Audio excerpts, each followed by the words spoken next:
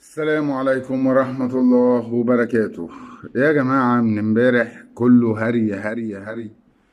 الأهلي السبب إن المنتخب يخسر، الأهلي السبب إن المنتخب يخسر.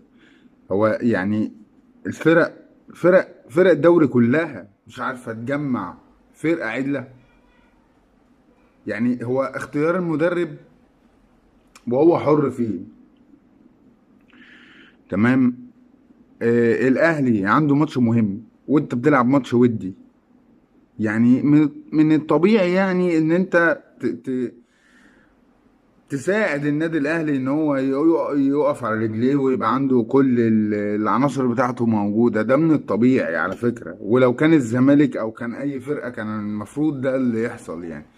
ماتش ودي يعني. ومش عيب، مش عيب لما تطلعوا تقولوا ان الاهلي خسر